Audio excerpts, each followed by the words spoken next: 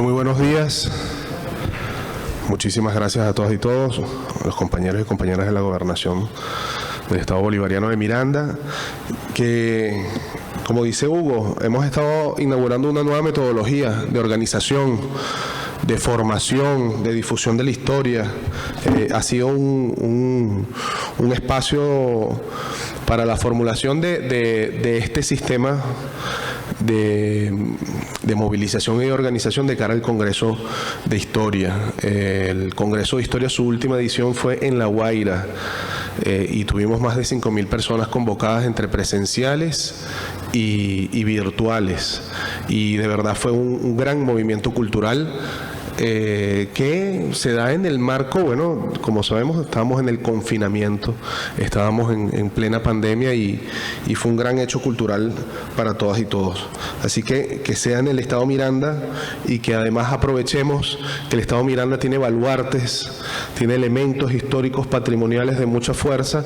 Es por eso que se ha organizado el Festival de Historias Insurgentes, para que podamos nosotros ir preparando el terreno de cara al Congreso. Yo quisiera hablarles un poco sobre esta instancia que conocemos historiográficamente como la sociedad patriótica. No se ha elaborado mucho, no se ha investigado mucho, no hay libros especializados en la historia de la sociedad patriótica. Hay menciones, hay uno que otra elaboración en esas historias de Venezuela que ya desde el siglo XIX se estaban haciendo. Pero si quisiéramos meterla en un concepto, definitivamente la sociedad patriótica es un partido político. Es un partido político radical. Es un partido político radical independentista. Y con esto, bueno, en principio, quisiera que viéramos en qué contexto se da la sociedad patriótica. Recordemos que en 1808, en el contexto de Europa, Napoleón Bonaparte ha comenzado un proceso de expansión del imperio francés. Napoleón se hace a sí mismo emperador en 1804. O sea, él era un general muy destacado, pero viendo toda la impronta y todo el prestigio, aprovechó una oportunidad y un golpe de Estado y finalmente se corona. Bolívar, cuando era muchacho, vio la coronación de Napoleón, estaba con Simón Rodríguez y se decepcionó profundamente, porque en realidad Napoleón era un símbolo revolucionario de esos valores de la Revolución Francesa, de la igualdad, de la libertad, y lo que se escuchaba aquí en América era muy grande. Y cuando ese muchacho ve esa procesión básicamente y esa majestuosidad puesta al servicio, bueno, de otro imperio, muy mal le cae, y eso explica mucho lo que sucede al año siguiente, el juramento del Monte Sacro, que conocemos que es como su primer momento donde públicamente expresa esa vocación por la libertad de América. 1808 es un momento entonces difícil para Europa, porque Napoleón invadió a España. Napoleón invade España buscando controlar Portugal. Si nos ubicamos en el mapa de Europa, en la península ibérica, Portugal está en el extremo occidental de la península ibérica, y tiene mucha comunicación con Inglaterra. Entre Inglaterra y Portugal, bueno, tienen relaciones comerciales muy importantes, basadas muchas de ellas en el comercio de esclavos, en el comercio de distintas manufacturas, de distintos productos agrícolas. Y Napoleón, que es el enemigo histórico, Francia, el enemigo histórico de Francia, de Inglaterra, para controlar Europa, bueno, enfila sus baterías contra Portugal y le dice a los españoles: mira, yo llego con 200.000 soldados, pero esto es un momentico, esto es para pasar a Portugal. Los reyes portugueses vieron esto y vienen a América, y por eso entre 1807 u 8 esa casa real, la Casa Braganza, se muda y se instala en América el imperio brasilero, o el reino brasilero, el reino portugués en Brasil, mejor dicho. Napoleón se queda en España finalmente y obliga al rey de España, Carlos IV, a abdicar, a renunciar. Y el sucesor de Carlos IV es su hijo Fernando VII, que también renuncia. Napoleón los lleva a una localidad de Francia que se llama Bayona, los reúne y les da las condiciones. Entonces Carlos IV renuncia, asume Fernando VII en cuestión de horas. Fernando VII renuncia y asume el hermano de Napoleón Bonaparte, José Bonaparte, el nuevo rey de España. Entonces, otra casa real se instala en España, se derrocan a los Borbones. Aquí en América eso se escucha, se sabe, y ya desde 1808 en muchas ciudades de las principales colonias hay movimientos que tienen la intención de conformar juntas de gobierno, como había pasado en España, en la España ocupada, para defender los derechos de Fernando VII, que era visto como el legítimo sucesor al trono. De modo que aquí mismo en Caracas, en 1808, en noviembre, si nos ubicamos en el centro de Caracas y nos ubicamos en la Plaza de la Concordia y bajamos unas 4 cuadras, está un edificio patrimonial que se llama comúnmente la Cuadra de Bolívar. Es una residencia Libertador que está ahí abajito, casi llegando al Guaire, y que fue un espacio donde se reunieron muchos de los mantuanos, bueno, para evaluar la situación de lo que estaba pasando en España y tomar una decisión política. Lo más seguro era la conformación de una junta de gobierno que rechaza a Napoleón, que apoya a Fernando VII y que va evaluando cómo van desarrollándose los acontecimientos. Esta intención es delatada, sus principales cabecillas, entre los que está Bolívar y su hermano, son sacados de Caracas, casi todos ellos, ¿no? Y a partir de entonces Bolívar está en Aragua por un tiempo, digamos que confinado. Digamos que como una suerte de casa por cárcel, ¿no? De alguna forma podemos verlo así. El avance de Napoleón en España en 1808, 1809, 1810 ya no es un punto de no retorno. Hay puntos de resistencia de los españoles, sobre todo en el sur, en Sevilla. Se había creado en España la Junta Central de Sevilla, que era, bueno, la fuerza de resistencia contra la ocupación española, organizaba lo político, lo militar. En 1810 esta junta se disuelve y se crea el Consejo de Regencia. Y aquí hay un punto importante, porque en ese Consejo de Regencia no les interesaba mucho la participación de los americanos. Y ya, digamos, la apertura política que había en un primer momento de crisis con la ocupación de Napoleón ya se había solventado y se buscaba un control mayor de la aristocracia española, pro-borbónica, en la situación política. Esta situación es detectada, uno de los primeros que detecta esta crisis, que la informa y que busca que desde las distintas ciudades de América se pronuncien y organicen juntas de gobierno y aprovechen la coyuntura para ya romper con España, es Francisco de Miranda. Francisco de Miranda, con sus propios medios, financia, redacta y distribuye un periódico en 1810, en los primeros meses, que se llama El Colombiano. Recordemos esa idea de Colombia como ese gran territorio libre que Miranda elabora. La profe Carmen nos va a dar más detalles ya desde finales del siglo XVIII. Miranda es un gran difusor y promotor de la idea de la independencia. Finalmente, en Venezuela, en abril, los mantuanos caraqueños, ven la oportunidad de empezar a organizar, bueno, un movimiento en contra de Vicente Emparan, que es el capitán general que han puesto las autoridades monárquicas españolas napoleónicas en Venezuela. Emparan venía de ser gobernador de Cumaná, era muy conocido y por lo que se sabe era un tipo llevadero, ¿no? Finalmente, el 19 de abril de 1810, ese Jueves Santo, cuando se están organizando en la Plaza Mayor, ahorita la Plaza Bolívar, las ceremonias para ir a la catedral, un grupo de mantuanos, miembros del Cabildo. El Cabildo es el único espacio político que tienen los mantuanos en el sistema colonial.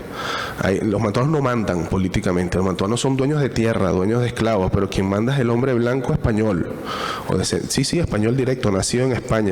O sea, los mantuanos no podían ser rector de una universidad. Los mantuanos no podían ser capitán general, no podían ser gobernador, no podían comandar las milicias formales, pues, de la monarquía. Habían milicias de blancos, milicias de pardos, pero el control militar no lo podían tener. De modo que el 19 de abril, si lo queremos interpretar en una clave actual, es un golpe de Estado. Es un golpe de Estado que da una élite a la administración napoleónica de la Capitanía General de Venezuela. Esa Capitanía General se había creado en 1777, poquito tiempo en realidad. Y Venezuela como Capitanía General tenía, en el esquema del colonialismo español en América, tenía una importancia agrícola de mucho peso. Recordemos que en las primeras fases de la ocupación y la invasión europea, la búsqueda, esa rapiña y ese robo iba enfocado a las piedras preciosas, y en el caso de Venezuela, en el oriente, las perlas, ¿no? Era el intercambio inmediato.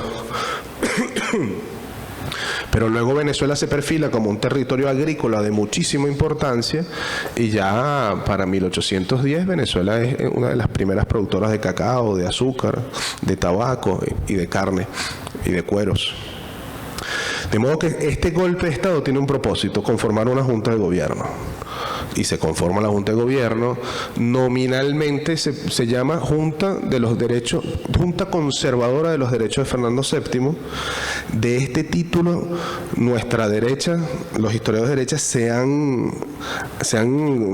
enganchado, se han fijado para decir que el 19 de abril no fue una fecha revolucionaria. Eso fue cuando celebramos el Bicentenario en el 2010, eso fue una pelea, que no, eso fue un último acto de fidelidad al rey, decían ellos. Pues no, es un acto revolucionario, y además, que es una de las ideas que les quiero plantear acá, es un acto constituyente. Y ya vamos para allá, porque nosotros lamentablemente tenemos en el imaginario asociado el 19 de abril con la Declaración de la Independencia y el 5 de julio con la firma del acta. Esto es, bueno, una función pedagógica, tratar de agarrar una fecha tan compleja y englobarla en un concepto, pero no se declara la independencia el 19 de abril. Se conforma una junta de gobierno autónoma. La independencia se declara el 5 de julio. Y se declara, el acta se firma después, porque apenas se mandó a redactar el 5 de julio el acta. Y ahí en adelante es cuando se empieza a redactar. Entonces, si nos vamos a lo técnico, a lo estricto, no se declara nada el 19 de abril la independencia y no se firma ningún acta el 5 de julio. El 19 de abril se conforma una junta de gobierno autónoma con proyección constituyente, y el 5 de julio, en el marco de un congreso, se declara la independencia. Este es un proceso inédito. Venezuela es la vanguardia política en ese momento en el continente. Lo que pasa aquí en el 19 de abril sucede muy similar en mayo en Buenos Aires, del mismo año, 1810. En julio, muy similar en Bogotá. Ellos le llaman el incidente del florero. Bueno, fue una excusa, un florero y un cuento como para ir en contra de las autoridades en Bogotá. En Chile, en septiembre también, en Santiago, se conforma una junta de gobierno. Y en México hay un movimiento popular indígena donde el factor religioso tiene mucho que ver, el cura Miguel de Hidalgo y Costilla, que es el grito de Dolores. A diferencia de lo que había pasado en Caracas, en Bogotá, en Buenos Aires y en Chile, en México, en una zona rural campesina, hay un levantamiento popular indígena contra las autoridades reales. O sea que el proceso mexicano es muy distinto, pero coinciden todos en el año 1810. Ahora, de todas esas instancias organizativas políticas, la Junta de Gobierno de Caracas es la que tiene proyección y continuidad.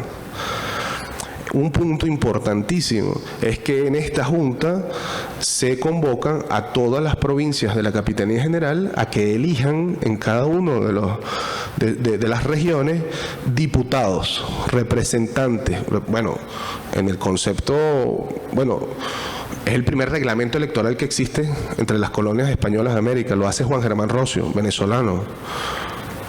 Como sabemos, de las 10 provincias, solamente 7 provincias se suman al llamado de Caracas. Bueno, vamos a ver qué pasa.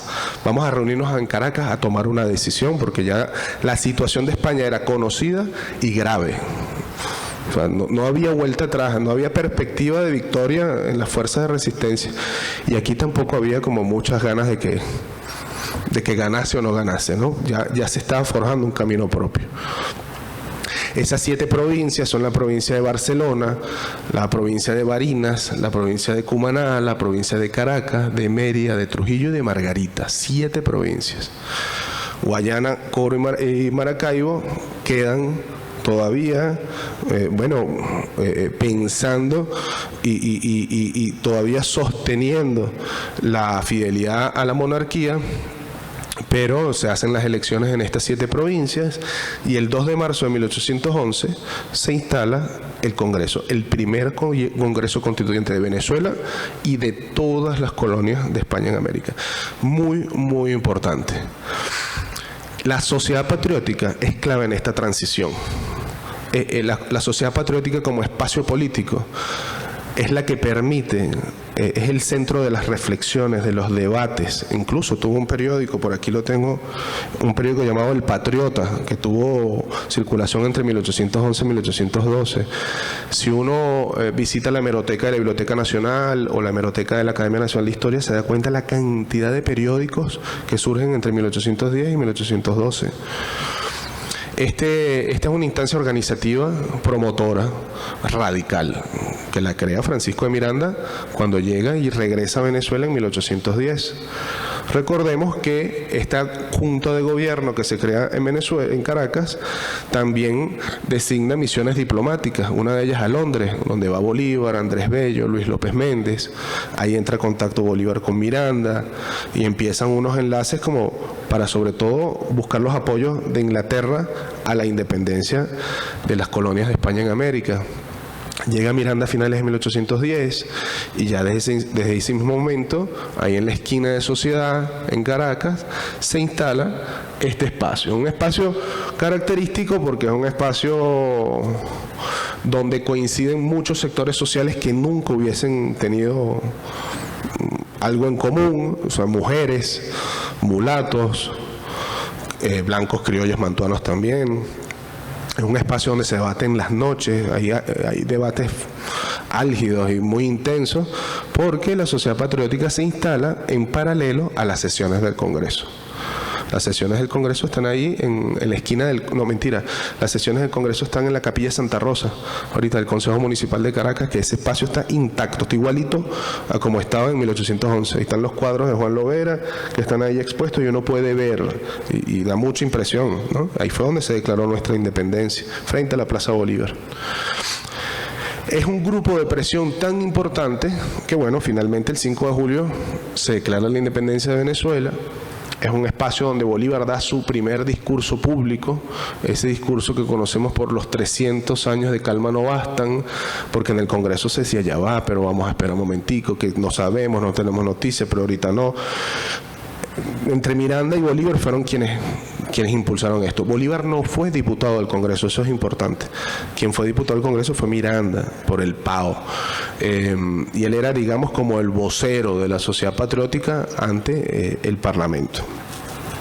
Ahora, esta declaración de independencia, donde la sociedad patriótica tiene muchísimo que ver, es, digamos, ese primer paso es a la conformación de nuestra república.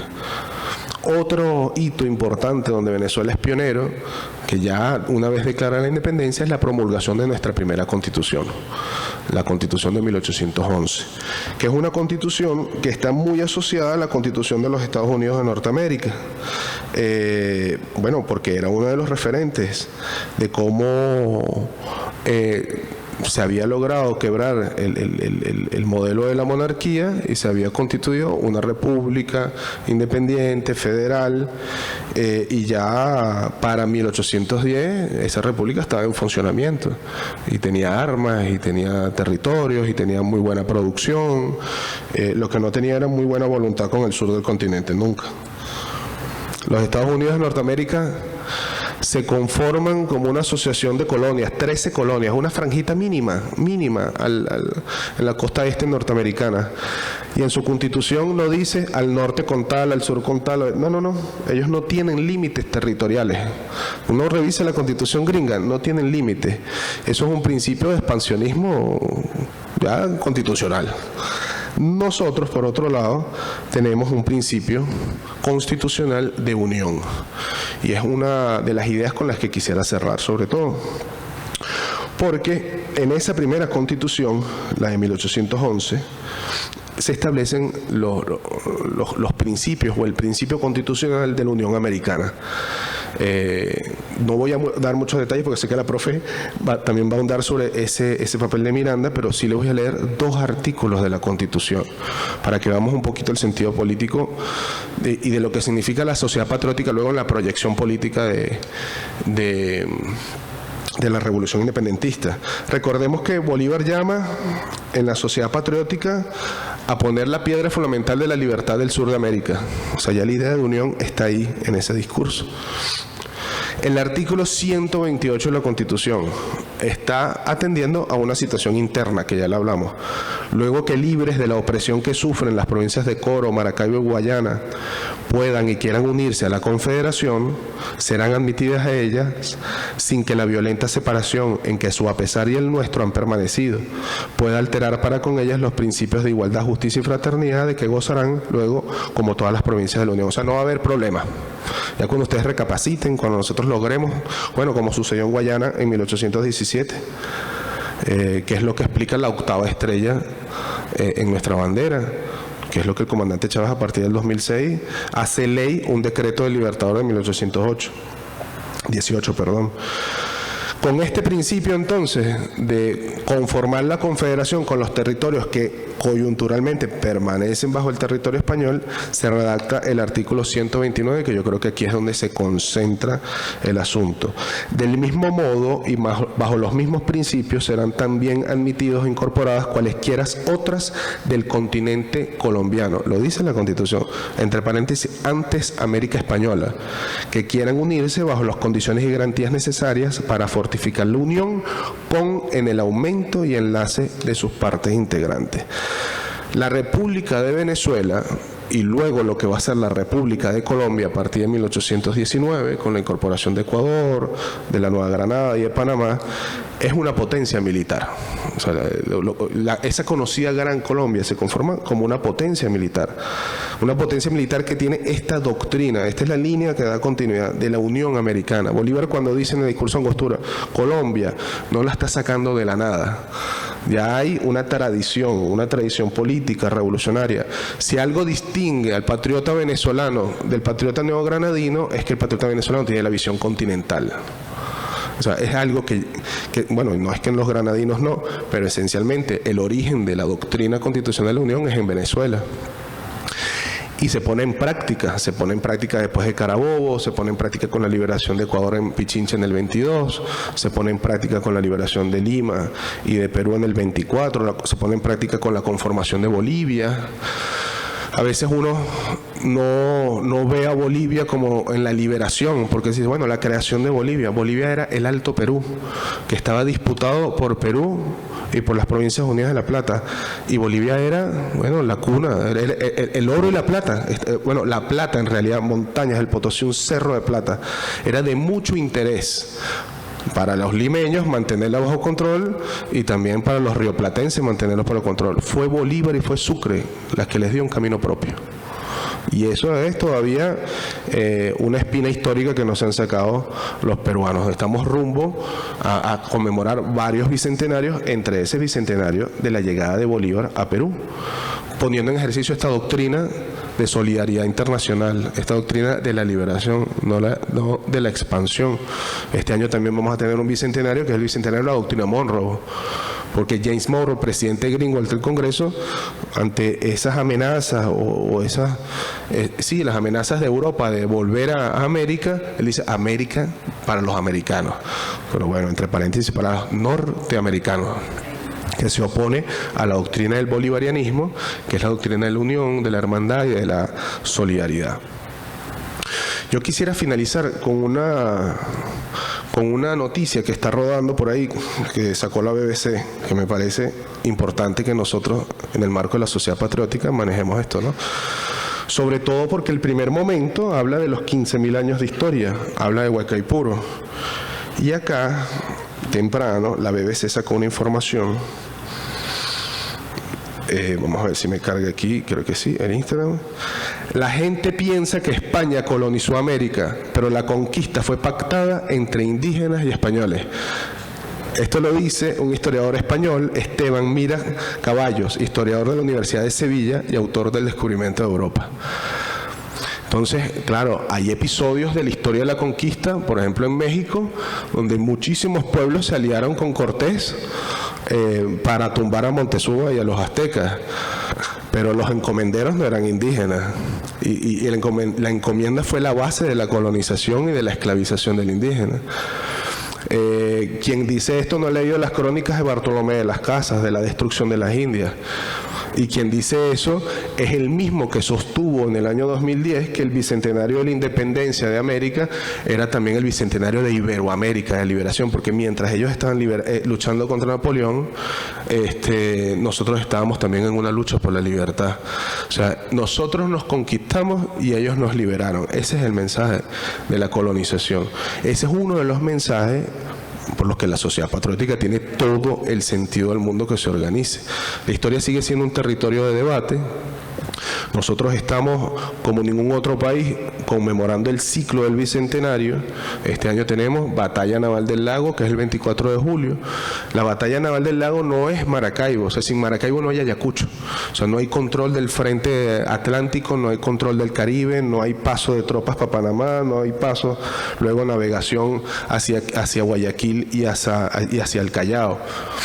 Pero también tenemos el Bicentenario de la Liberación de Puerto Cabello. Bueno, Carabobo en 1821 fue la derrota del grueso del ejército, pero hubo un bastión importante en Puerto Cabello que cae finalmente en el 23. Aquí Páez tiene un papel importante, pero aquí vamos a otro tema y punto de interés de nuestras sociedades patrióticas. La derecha está organizada desde la academia para reivindicar la figura de Páez. Esos son los elementos del discurso histórico, porque la historia es un terreno del debate. Cuando nosotros decimos historia insurgente, es una historia que toma partido político, una historia que sí cree no en la ideologización, sino en las teorías revolucionarias. Y cuando nosotros examinamos a la historia, vemos que ahí está el pueblo actuando, el pueblo desde su diversidad, el pueblo desde sus distintos territorios, el pueblo desde sus distintas etnias, prácticas culturales. Esa es precisamente la historia que nos anima y esa es la historia que queremos impulsar, difundir y promocionar en el marco de las sociedades patrióticas. Muchísimas gracias a todas y todos.